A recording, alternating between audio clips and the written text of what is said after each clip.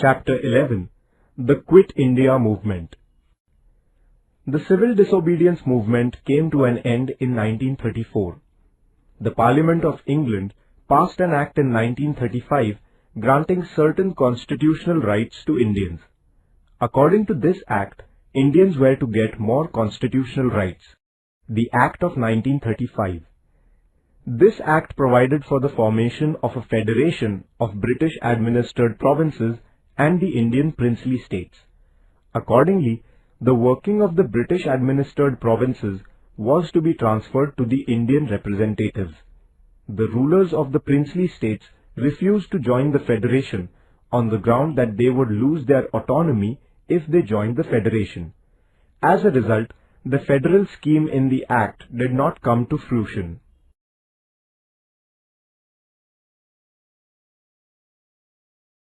Provincial elections. The Indian National Congress was not satisfied with the Act of 1935. Still, the Congress decided to take part in the provincial elections that were to be held under this Act.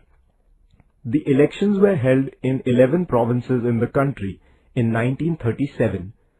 The Congress ministries came to power in 8 of the provinces. In the remaining 3 provinces, no single party could secure a majority, and therefore mixed governments were formed. The Congress ministries did useful and constructive work for the people. Political prisoners were released from jails. Basic education was introduced. Measures were undertaken to improve the condition of the Dalits. Liquor was prohibited. An act was passed giving debt relief to peasants.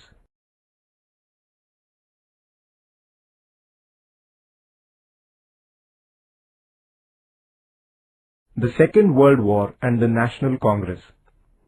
In 1939, the Second World War began in Europe.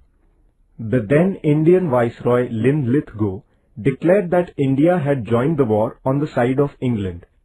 England had claimed that it was fighting to save democracy in Europe. The Congress thereupon demanded that if England's claim was honest, it should at once grant independence to India. As England declined to immediately fulfill this demand, the provincial Congress ministries resigned in November 1939. Individual Satyagraha. As it became evident that the British government was constantly ignoring their demands, the Congress decided to start an anti-war propaganda. With this end in view, it was decided that individuals would break laws singly. This is known as Individual Satyagraha. The first such satyagrahi was Acharya Vinoba Bhave. He was followed by nearly 25,000 individual satyagrahis. Cripps Mission. During the Second World War, England sided with America against Japan. The Japanese forces came close to the eastern borders of India. England then found the cooperation of the Indians indispensable in order to resist Japan, in case it invaded India. Therefore, the British Prime Minister Churchill sent Sir Stafford Cripps to India. Cripps came to India in March 1942. He placed certain proposals about India before the Indians. These proposals did not satisfy any political party in India. There was no clear mention of the demand for complete independence in these proposals. The Congress, therefore, rejected them. The Cripps plan did not include the creation of Pakistan. Therefore, the Muslim League also turned down the plan. Quit India Movement. After the Cripps mission, the Congress firmly resolved to intensify the movement for freedom. The Working Committee of the Congress passed a resolution on 14 July 1942 at Wardha. The resolution demanded that the British rule in India be ended immediately, giving India independence. A warning was also issued that if the demand was not met with, the Congress would launch a non-violent struggle for India's independence. Quit India Resolution. A session of the Congress began at the Gowalia Tank, Kranti Maidan, in Mumbai on 7th August 1942. Maulana Abul Kalam Azad was the president of the session. The resolution of the Congress Working Committee passed at Wardha that the British should leave India was to be finally approved in the Mumbai session. This Quit India resolution, moved by Pandit Jawaharlal Nehru on the 8th August, was passed with an overwhelming majority.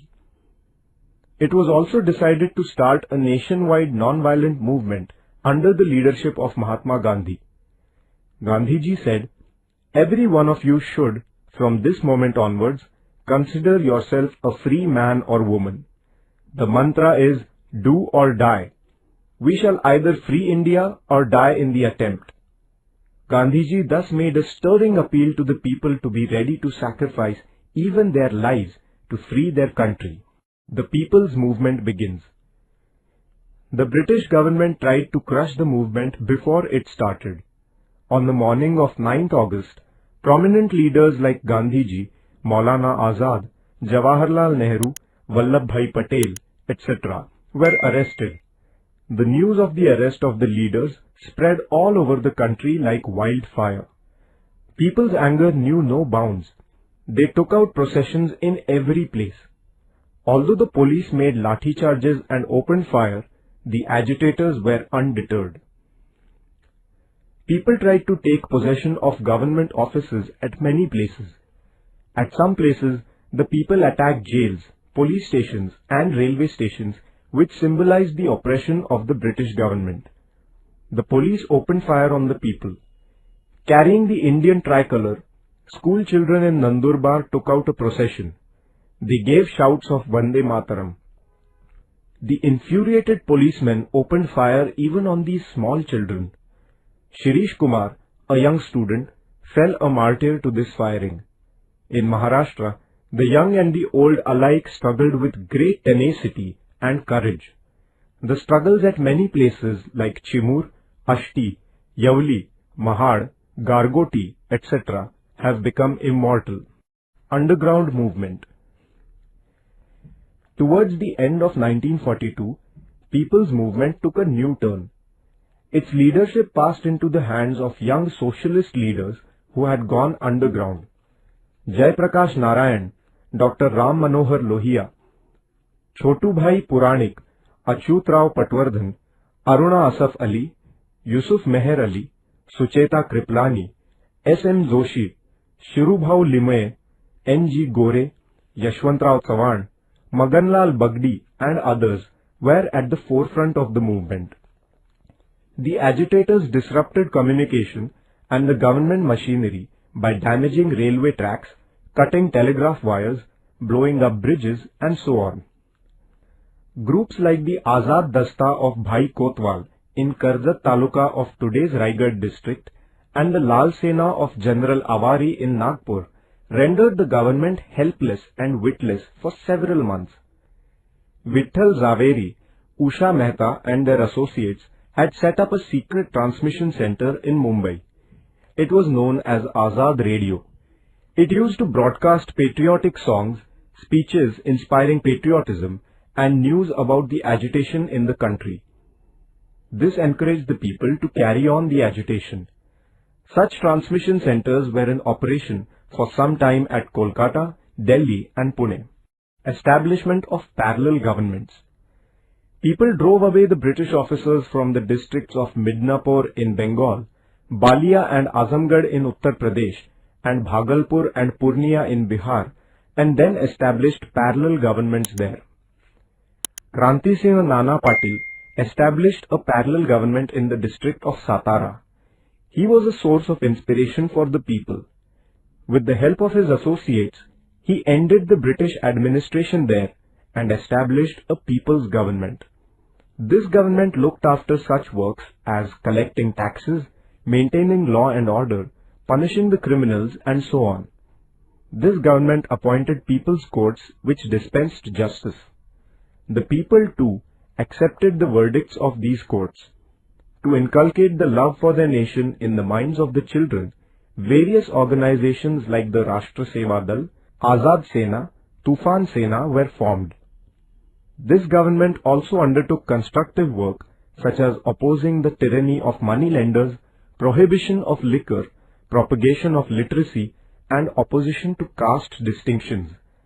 That is why this parallel government won the wholehearted support of the people. Nature of the August Revolution. The People's Movement of 1942 had fired up all parts of the country. Millions of Indians made great sacrifices for achieving the goal of independence. Many sacrificed their lives. The number of people participating in the struggle was so great that even all the prisons in the whole of the country were not enough to contain them. The patriotic songs composed by Sane Guruji, Rashtrasant Tukdoji Maharaj and others enthused the agitators further. This nationwide movement is also known as the August Revolution.